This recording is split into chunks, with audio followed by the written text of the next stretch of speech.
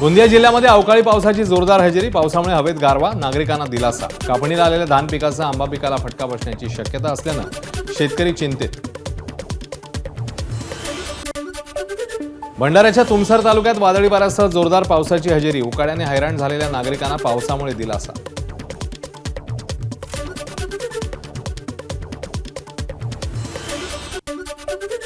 लातूरमध्ये cyber police ठाण्याच्या नूतनीकृत इमारतीचं लोकार्पण. पालकमंत्री शिवेंद्रराजे भोसले यांच्या हस्ते लोकार्पण. नव्याने पोलीस दलात भरती झालेल्या 46 पोलीस कर्मचाऱ्यांना नियुक्तीपत्र प्रदान. हिंगोली शहरातील कयाधू नदीच्या स्वच्छता मोहिमेचं पालकमंत्री झिरवाळ यांच्या हस्ते उद्घाटन. नदीमधील सर्व कचरा बाहेर काढून नदी लवकर स्वच्छ करा. पालकमंत्री झिरवाळ यांचे अधिकाऱ्यांना निर्देश. वर्ध्याच्या जिल्हाधिकारी कार्यालयातील बायोस्कोप धुळखात पडून लोकांना महाराष्ट्राची संस्कृती दिसावी यासाठी लाखो रुपयांचा खर्च करून बसवलेला बायोस्कोप बंद. 3 वर्षांमध्ये एकही डॉक्युमेंटरी दाखवली नसल्याचा नागरिकांचा. भंडाऱ्याच्या साकोलीजवळ भरधाव एसटीचं चाक निखळल्यानं अपघात. चालकाच्या प्रसंगावधानामुळे 23 प्रवासी थोडक्यात बचावले. एसटी महामंडळाच्या देखभालीच्या कामावर सवाल उपस्थित. पनवेलमध्ये मेंदू मृत पत्नीचं अवयवदान. 3 रुग्णांना मिळालं जीवदान. 49 वर्षीय सायली वेतकर यांना होता मेंदूचा संसर्ग. तर उपचारादरम्यान मेंदू मृत घोषित झाल्यावर पती संदेश वेतकर यांनी घेतला अवयवदानाचा निर्णय.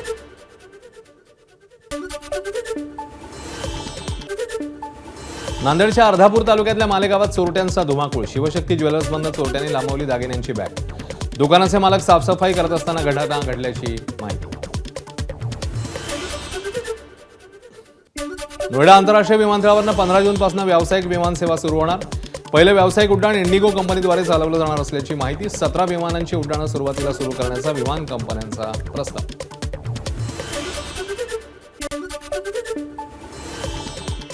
या होत्या टॉप 25 घडामोडी. आता एक नजर मुख्य बातम्यांवर. Headlines brought to you by चितळेंची बाकरवडी. एकदम खास, कारण चवीला भारी आणि पाम ऑइल अजिबात नाही.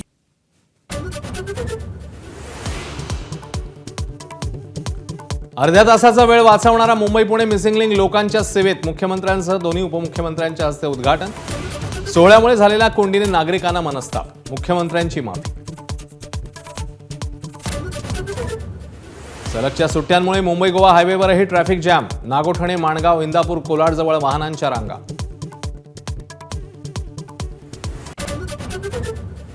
सातारा जिल्ह्याच्या पाटणमध्ये गंभीर पाणी टंचाई. समस्येमुळे लग्न रखडल्याची ग्रामस्थांची खंत. तर जिल्हा परिषद सदस्यांकडून स्वखर्चाने पाण्याच्या टँकरची सोय.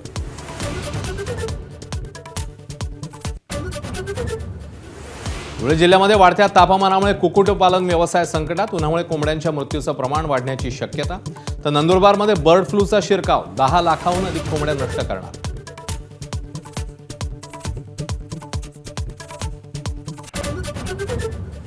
पुण्यातल्या दौंडमध्ये कुटुंब नियोजन शस्त्रक्रिया. महिलेच्या जीवावर. पोटात रक्तस्राव होऊन महिलेचा मृत्यू झाल्याचा आरोप.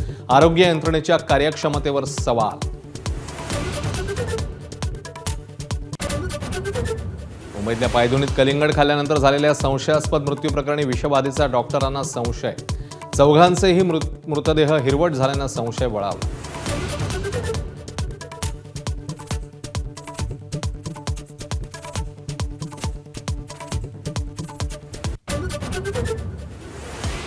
मुंबई पुणे एक्सप्रेसवेवरील मिसिंग लिंक म्हणजेच कनेक्टिंग लिंक प्रकल्पाचं महाराष्ट्र दिनाच्या मुहूर्तावर आज लोकार्पण झालंय. हा नवा लिंक रोड सर्वसामान्यांसाठी खुलाही झालाय. हा मार्ग खुला झाल्यानं मुंबई पुणे मार्गावरील बोरघाटातल्या वाहतूक कोंडीपासून सुटका होणार आहे. प्रवासाची वेळ देखील अर्ध्या तासाने कमी झाली आहे. मात्र या प्रकल्पाच्या लोकार्पणाच्याच दिवशी मुंबई पुणे एक्सप्रेसवेवर प्रचंड वाहतूक कोंडी पाहायला मिळाली. या कनेक्टिंग लिंकच्या लोकार्पण सोहळ्यासाठी पोलिसांनी सकाळपासूनच एक्सप्रेसवेवरची एक लेन पूर्णपणे बंद केली होती. त्यातच सलगच्या सुट्ट्या. त्यामुळे एक्सप्रेसवेवर वाहनांची संख्या मोठ्या प्रमाणात वाढली. या दोन्ही गोष्टींमुळे रोज होणाऱ्या बोरघाटातल्या वाहतूक कोंडीत अधिकचीच भर पडली. त्यामुळे 7 ते 8 तास लोक वाहतूक कोंडीत अडकून पडलेले. या कोंडीमुळे आणि प्रचंड उकाड्यामुळे अनेक वाहनांचं इंजिनही गरम झालं आणि वाहनं बंद पडली. त्यामुळे प्रवाशांना प्रचंड मनस्ताप हा सहन करावा लागला. त्यामुळे त्यांनी संताप व्यक्त केला, सरकारवर टीका केली. अखेर दुपारी 12 ते 1च्या सुमारास लोकार्पण झालं आणि दुपारी 3च्या सुमारास नवा कनेक्टिंग लिंक वाहतुकीकरता खुला करण्यात आला.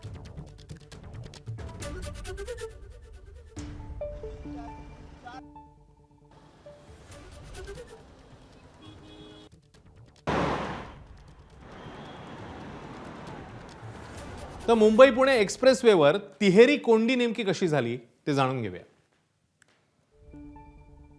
कनेक्टिंग लिंक लोकार्पणासाठी एक लेन बंद ठेवण्यात आलेली.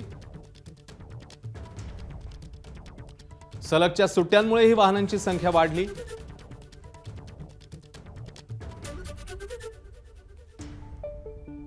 तर बोरघाटात रोज होणारी कोंडी ही आधी असतेच, त्याच्यामध्ये या दोन गोष्टींची भर पडली आणि त्याच्यामुळे मुंबई पुणे एक्सप्रेसवेवर ही कोंडी पाहायला मिळाली.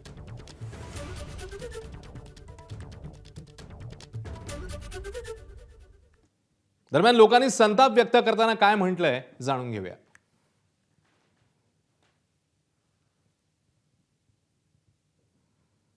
गाडीचं काय सांगता येत नाही, पण मुख्यमंत्र्यांच्या हट्टापायी हे सगळं ट्रॅफिक झालेलं आहे. त्यांनी जर लवकर ओपनिंग केलं असतं सकाळी 7 वाजता तर एवढं ट्रॅफिक झालं नसतं. भरपूर ट्रॅफिक झाले, 3 तास टोल नाक्यापासून रांगा लागलेल्या आहेत पूर्ण. आता ते सोडू शकतात सगळं ट्रॅफिक मिसिंग लिंक वरून, पण मुख्यमंत्र्यांना येऊन उद्घाटन करायचंय. त्यांचा हट्ट आहे की आम्ही येऊन उद्घाटन करणार तरच पब्लिक जाणार. गाडी गरम झाल्या मग थांबणार, काय करणार. मिसिंग लिंक सुरू होतं त्याच्यातनं जा ना. सुरू होईल का आज? आपलं लोकांना उल्लू बनवायचं काम चाललंय. काय सकाळी टायमिंग देत नाहीत, काय नाही करून कसं होणार. सरळ सांगितलं पाहिजे ना टायमिंगवर, बाबा ह्या टायमिंगला होईल किंवा काय होईल. लोकांचं किती सकाळी लोक त्याच्यापासून किती आहेत. बस पार्टीज त्या लोकांनी काल स्टार्ट केलं पाहिजे होतं. सगळ्यांना माहिती आहे की नाहीतरी हा this road is a very busy route right. सगळ्यांना माहिती आहे की first May there is 3-4 days सुट्टी आहे. तर actually they should have inaugurated yesterday. नाही की वेळ चुकला आहे उद्घाटन. ऍब्सोल्युटली पथेटिक आहे. Timing is very bad. जे काही केलंय त्यांनी खूप छान केलंय, ठीक आहे, पण आज जे त्यांनी डे सिलेक्ट केलंय ना, that is very bad. They should have yesterday. आणि आज लोकांनी इन्स्टेड ऑफ कर्सिंग देम एवढे ब्लेस दिस पीपल. टोल नाका पहिला टोल नाका पास केलाय, तिथून आतापर्यंत येतोय. विचार करा, सगळ्या रस्त्यात बघा किती गाड्या गरम पडल्यात. उद्घाटन करावं आम्ही नाही म्हणत नाही. उद्घाटन एक लेन तर सोडून द्यायला पाहिजे ना कमीत कमी. हा तुम्ही पत्रक काढले शासनाने की 12 ते 4 29 एप्रिल पासून ते 12 मे पर्यंत दुपारी 12 ते 4 फिरू नका म्हणून, आणि 12 वाजता तुम्ही आम्हाला उन्हात उभं करताय. बस नाही काय नाही, सगळ्या गाड्या फेल झाल्या मध्ये.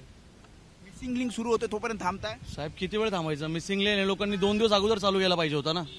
त्यांना माहिती आहे 1 मे सुट्टीचा टाइम आहे, 1 मेच्या अगोदर चालू केला पाहिजे. एकीकडे नागरिकांना असा मनस्ताप सहन करावा लागला, त्यांनी संताप व्यक्त केला, तर दुसरीकडे मुख्यमंत्र्यांनी या सगळ्या संदर्भात काय म्हटलं बघूया. खरं म्हणजे मला आज मुंबईहून पुण्याकडे जाणाऱ्या प्रवाशांची माफी मागायची आहे की त्यांना आज ट्रॅफिक जॅमचा सामना करावा लागला. बरेच लोक ट्रॅफिकमध्ये अडले. तर मुंबई पुणे एक्सप्रेसवेवरील वाहतूक कोंडीचा खासदार सुप्रिया सुळेंनाही फटका बसला. त्यांनी याबाबत सोशल मीडियावर व्हिडिओ शेअर केला. हा व्हिडिओ व्हायरल झाल्यावर मग लोकार्पण सोहळ्यात मुख्यमंत्री फडणवीसांनी व्हिडिओचा उल्लेख केला. सुप्रिया सुळेंना यापुढे वाहतूक कोंडीमध्ये अडकावा लागणार नाही असं म्हणत फडणवीसांनी सुळेंना टोलाही लगावलाय.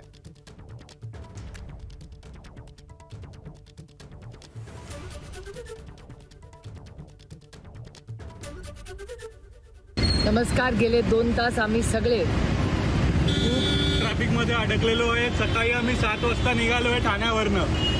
आता आमची गप्पा मारत मारत नवीन मैत्री झाली आहे शेजारी 2 तास बसून कारण आम्ही सगळे इकडे अडकलोय. तुम्ही बघता इकडे सगळे महाराष्ट्र अडकले. दिवस स्पेशल. जय महाराष्ट्र. किती वेळ अडकलाय? तुम्ही पण 7ला निघाला अंधेरीवरनं. थांबा एक मिनिट. मी सुप्रियाताईंना सांगू इच्छितो की सुप्रियाताई, तुम्ही शेवटल्यांदा ट्रॅफिकमध्ये अडलात.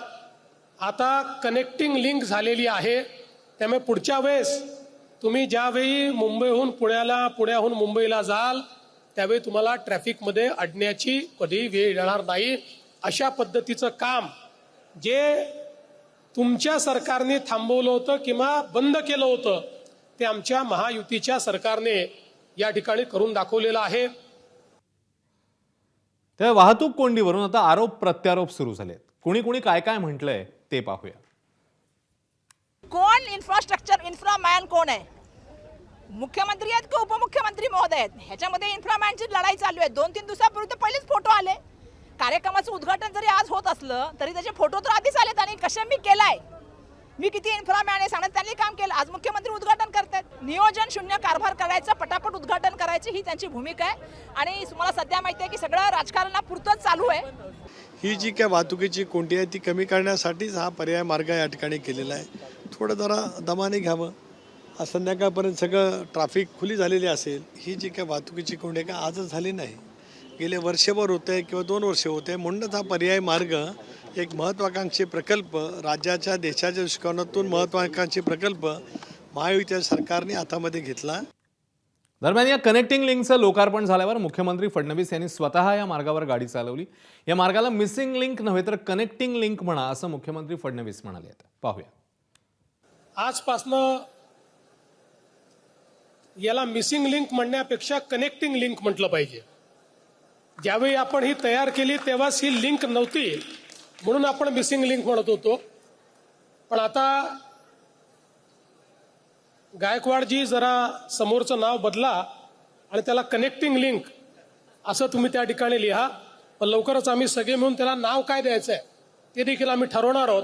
पण तोपर्यंत किमान मिसिंग आता काही नाही आहे. Nothing is missing, everything is in place. आता आम्ही लेनची शिस्त पाळली नाही, कारण आमच्या पुरतं ते बंद केलं होतं आणि आम्हाला पूर्ण लेन सगळ्या बघायच्या होत्या. पण आता याच्या पुढे ते सुरू राहील आणि जो लेनची शिस्त बिघडवेल त्याला ऑटोमॅटिक त्याच्या घरामध्ये एक मोठं चालान मिळेल जे त्याला भरावं लागेल. त्यामुळे लेनची शिस्त सर्वांनी पाळावी अशा प्रकारची आपल्या सर्वांना विनंती आहे. हा पूल म्हणजे इंटरनॅशनल कोलॅबरेशनचं एक उदाहरण आहे, कारण भारतासहित 7 देश वेगवेगळ्या पद्धतीनं या पुलाच्या उभारणीमध्ये त्या ठिकाणी होते. सलगच्या सुट्ट्यांमुळे पुणे बंगळुरू राष्ट्रीय महामार्गावर मोठी वाहतूक कोंडी झाली. साताऱ्यातल्या आणेवाडी टोलनाका इथे वाहनांच्या लांबच लांब रांगा लागल्याचं चित्र पाहायला मिळालं. काही ठिकाणी महामार्गावर वाहनं अडकून पडली आहेत, त्यामुळे महाबळेश्वर आणि कोल्हापूरकडे जाणाऱ्या पर्यटकांना मोठा त्रास सहन करावा लागतोय.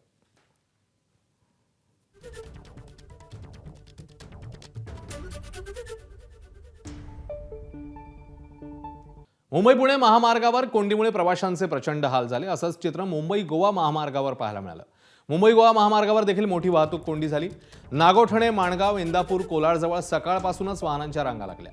सलग 3 दिवसांच्या सुट्ट्यांमुळे पर्यटक कोकणाच्या दिशेने निघाले, त्यामुळे वाहतूक कोंडी पाहायला मिळाली. माणगाव, इंदापूरमध्ये वाहनांच्या 2 किलोमीटरपर्यंत रांगा पाहायला मिळतात. तर याशिवाय संगमेश्वर जवळ देखील सकाळी 6 वाजल्यापासूनच वाहतूक कोंडीचं चित्र आहे. पुलाची रखडलेली कामं आणि जोड रस्त्याची न झालेली कामं यामुळे ही वाहतूक कोंडी झाली आहे.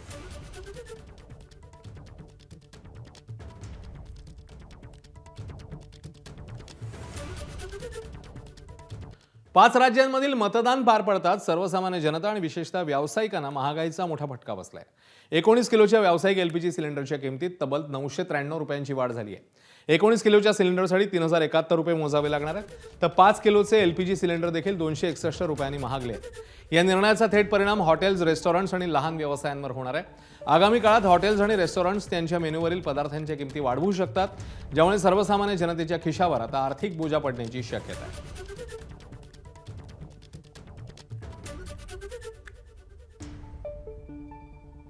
तर व्यावसायिक गॅस सिलेंडरच्या दरवाढीवरून विरोधकांनी केंद्र सरकारवर टीका केली आहे. पाहूया.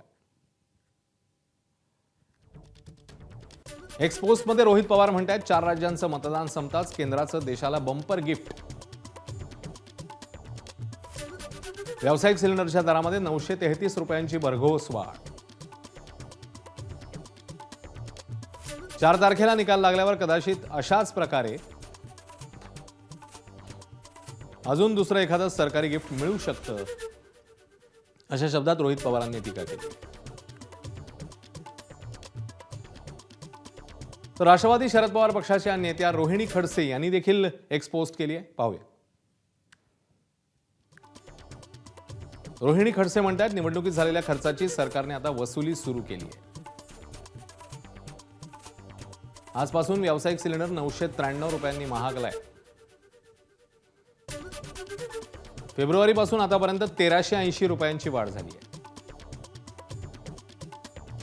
फक्त 3 महिन्यात तब्बल 81% वाढ करण्यात आली. पुढचं टार्गेट पेट्रोल डिझेल दरवाढ. घ्या अच्छे दिन असं म्हटलेलं आहे रोहिणी खडसे यांनी.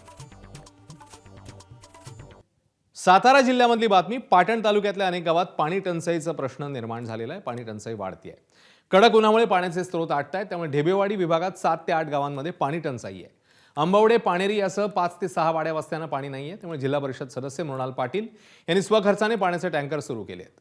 मात्र या भागात दरवर्षी पाणी टंचाईचा सामना करावा लागतो, त्यामुळे ग्रामस्थांना अनेक समस्यांना तोंड द्यावं लागतंय. नेहमीच्या पाणी टंचाईमुळे या गावातल्या मुलामुलींचं लग्न ठरत नाहीये. या गावात मुली द्यायला लोकही नाही म्हणतायत अशी माहिती गावकऱ्यांनीच दिली. त्यामुळे सरकारने कायमचा पाणी प्रश्न सोडवायला हवा अशी मागणी गावकरी करतायत. जवळजवळ 1,500 संख्येचं आमचं गाव आहे. टोटल मुंबईवाले सुट्टीच्या गावाला आले त्या लग्नासाठी, यात्रेसाठी. पण आम्हाला प्यायचे पाणी आणि खर्चाला पाणीही भेटत नाही. आज आपल्या जिल्हा परिषद सदस्य श्री मृणाली महेश पाटील यांच्या माध्यमातून आज आमच्या गावाला पाण्याची टँकरची सुविधा 3 दिवसापासून चालू झालेली आहे. त्यांचा आपण मनापासून आभारी आहे आणि शासनानं खरोखर आमच्या गावावरती लक्ष देऊन पाण्याचं जी समस्या आहे या सोडवायला अशी मी सरपंच म्हणून माझी एक गावाच्यासाठी शासनाला विनंती आहे. आमच्या गावात पाण्याची भरपूर टंचाई असल्यामुळे भरपूर लोकांना त्रास हा लय भरपूर सहन करावा लागतोय. प्लस आता पाण्याची म्हणजे 3 दिवस झाले जरा पाणी सोय जरा टँकर येऊन केलेली आहे. पण मुंबईवाले वगैरे सगळी घरात बसायला लागतं की पाणी टँकर केव्हा येईल त्याची वाट बघत मुलांना बाळांना सर्वांना बसायला लागते. मग पाणी आल्यानंतर आम्हाला पाण्याची सुविधा कधीतरी मिळते. आता 3 दिवस झाले पाणी मिळते. त्या पाण्याची भरपूर टंचाई आहे. त्याच्यासाठी काहीतरी विचार करून आमची सोय पाण्याची केली पाहिजे. बातमी धुळ्यामधून आहे. धुळे जिल्ह्यामध्ये वाढत्या तापमानामुळे कुक्कुटपालन व्यवसाय संकटात सापडलाय. या उन्हामुळे कोंबड्यांच्या मृत्यूचं प्रमाण वाढण्याची शक्यता आहे. दुसरीकडे कोंबडीचं वजनही घटतंय. उष्णतेपासून कोंबड्यांचा बचाव होण्याकरता कुक्कुटपालन व्यावसायिकांकडून विविध उपाययोजना करण्यात येत आहेत. उष्णतेपासून पोल्ट्री शेड बचावासाठी शेडवर उसाचं पाचट टाकून त्यावर पाणी मारणं, स्प्रिंकलर फॉगरचा वापर करून शेडमध्ये गारवा निर्माण करण्याचा प्रयत्न करण्यात येतोय.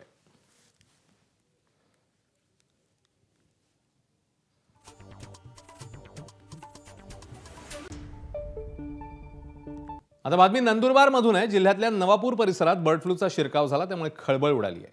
नवापूरमधल्या 3 पोल्ट्री फार्ममधनं घेण्यात आलेले नमुने इंदूर इथल्या प्रयोगशाळेत तपासणीसाठी पाठवण्यात आले होते. हे सगळे नमुने पॉझिटिव्ह आल्यानं तातडीने प्रतिबंधात्मक उपाययोजना करण्यात आल्या. प्रशासनाने बाधित पोल्ट्री फार्मच्या 1 किलोमीटर परिसरातल्या सर्व कोंबड्यांना नष्ट करण्याचा निर्णय घेतलाय. या क्षेत्रातील 6 पोल्ट्री फार्ममधील सुमारे 1,40,000 कोंबड्या नष्ट केल्या जाणार आहेत. मात्र 24 तास उलटूनही अद्याप या कोंबड्या नष्ट करण्यात आलेल्या नाहीयेत. नवापूरमध्ये 3 पोल्ट्री फार्मचे जे सॅम्पल आम्ही पाठवले होते ते आज सकाळी त्यांचं जे रिझल्ट आले ते पॉझिटिव्ह आले बर्ड फ्लू साठी. 1 किलोमीटर मध्ये आपला जे झोन असतो ज्यामध्ये कलिंग करायची असते अकॉर्डिंग टू एव्हियन इन्फ्लुएन्झाची जी गाईडलाईन्स आहे 2021 ची, त्याचे कलिंगचे ऑर्डर्स पण काढले आहेत. 5 किलोमीटर मध्ये जितके पोल्ट्री फार्म मध्ये जितके बर्ड्स आहेत त्यांचे सॅम्पल कलेक्ट करून ते पण बर्ड फ्लू साठी आता आज आम्ही पाठवत आहोत.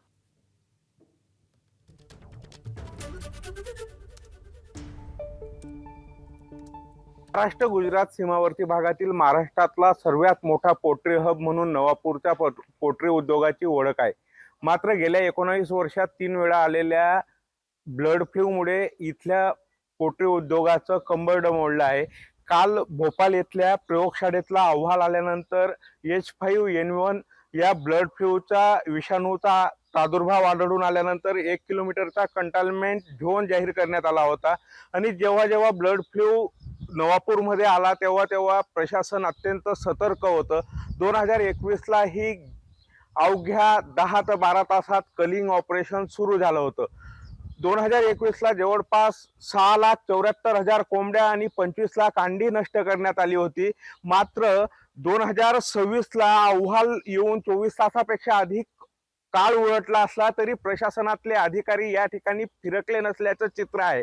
प्रशासनाच्या अधिकाऱ्यांनी कागदी घोडे नाचवले हे मात्र खरं असलं तरी अजूनही कलिंग ऑपरेशन संदर्भातली कोणतीही प्रक्रिया या ठिकाणी सुरू झालेली नाहीये. आणि आपल्या ठिकाणी या संदर्भात बोलण्यासाठी नवापूर पोल्ट्री हब किंवा नवापूर पोल्ट्री असोसिएशनचे अध्यक्ष आरिफ भाई आहेत. आपण सांगू भाई, अत्यंत गंभीर असा विषय आहे. H1H5चा अहवाल पॉझिटिव्ह आल्यानंतर ही प्रशासनाने सकाळपासून कलिंग सुरू केली पाहिजे होती, पंचनामे झाले पाहिजे होते. काय परिस्थिती आहे, काय सांगणार?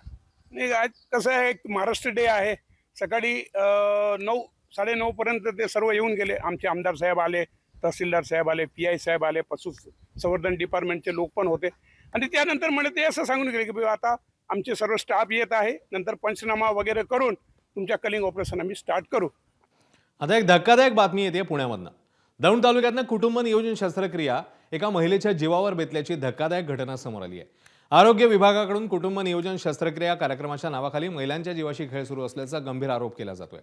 शासकीय आरोग्य यंत्रणा कशा पद्धतीने रुग्णांच्या जीवाशी खेळतात याचाच दाखला देणारा धक्कादायक प्रकरण समोर आलंय. खोर येथल्या एका विवाहितेचा कुटुंब नियोजन शस्त्रक्रियेनंतर अतिरक्तस्राव होऊन मृत्यू झाल्याची धक्कादायक घटना घडली. रंजना केसकरांची कुटुंब नियोजन शस्त्रक्रिया केडगाव प्राथमिक आरोग्य केंद्रात झाली.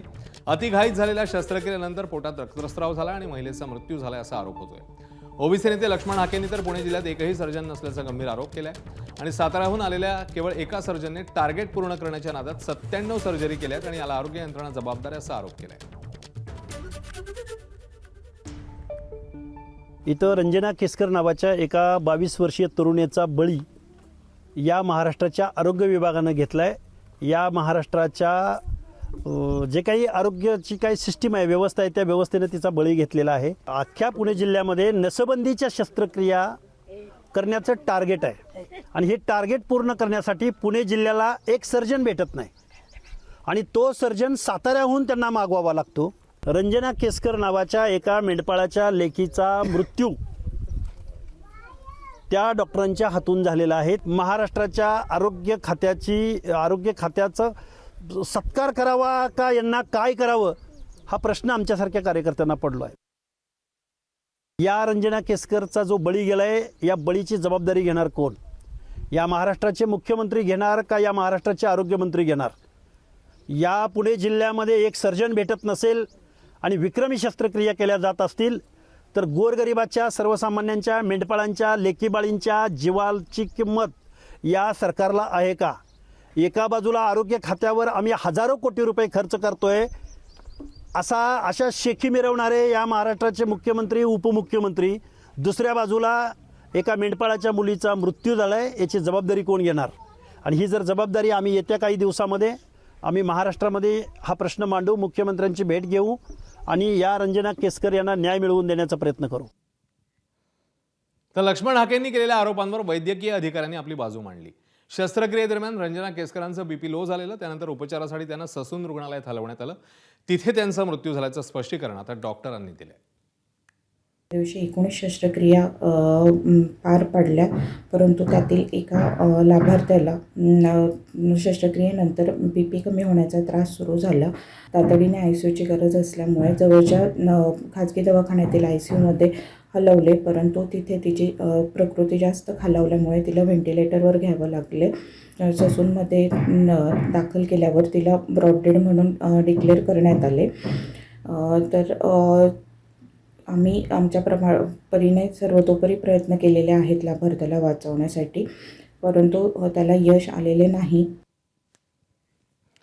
आता बातमी मुंबई बंद. मुंबईतल्या पायधुनी परिसरात अन्नातून विषबाधा होऊन डोकाडिया कुटुंबातल्या 4घांचा एकाच रात्री झालेल्या मृत्यू प्रकरणात मोठी अपडेट समोर आली आहे.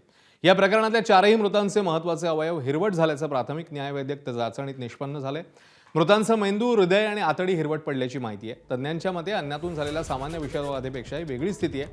त्यामुळे डोकाडिया कुटुंबातल्या 4घांच्या मृत्यू प्रकरणात डॉक्टरांकडून विषबाधेची शक्यता वर्तवण्यात आली आहे. कारण एकाच वेळी असे बदल अनेक अवयवांमध्ये दिसतात तेव्हा एखाद्या विषारी घटकाचा शरीरभर संपर्क झालेला असतो असं निरीक्षण डॉक्टरांनी नोंदवलंय आणि या नव्या स्पष्टीकरणामुळे डोकाडिया कुटुंबातल्या 4घांच्या मृत्यू प्रकरणी संशय बळावलाय. अब्दुल्ला यांच्या शरीरात मॉर्फिनही आढळल्याचं समजतंय.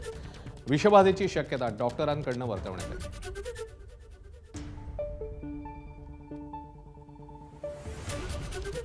तर या सगळ्या संदर्भात आता तपासामध्ये नवी माहिती समोर आल्यावर पुढची पावलं टाकण्यात येतात. मेंदू, हृदय आणि आतडी हिरवट पडल्याची माहिती समोर आली. मृतांची स्थिती ही विषबाधेपेक्षाही वेगळी असल्याचं तज्ज्ञांचं म्हणणं आहे.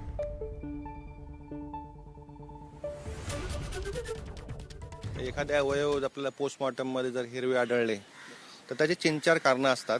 एक असतं पहिलं ते नॅचरल म्हणजे प्युटिफिकेशन किंवा डिकॉम्पोजिशन, बॉडीचं डिकॉम्पोजिशन होतं. त्याच्यात सुद्धा इंटेस्टाईनमध्ये सल्फर गॅस तयार होतो. तो सल्फर गॅस हिमोग्लोबिनबरोबर अटॅच होतो आणि त्याच्यामुळे सगळ्या नसा वगैरे असतात किंवा बॉडी ऑर्गन्स असतात ते हिरवे दिसतात. पण ते जनरली 24 तासात होतं. फक्त खूप हीटमध्ये जर बॉडी ठेवली तर ते 6 ते 12 तासात सुद्धा होतं. दुसरी गोष्ट आहे ती पॉयझनिंग.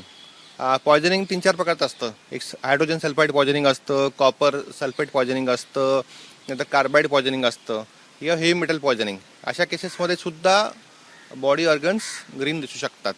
आणि तिसरा जो प्रकार असतो तो सुडोमोनास इन्फेक्शन. जर त्यांना डेटच्या पहिले सुडोमोनास इन्फेक्शन झालं असेल, हळूहळू त्याची ॲक्शन होऊन ते बॉडी ऑर्गन्स आपल्याला ग्रीन दिसायला लागतात. एबीपी माझा, उघडा डोळे बघा नीट.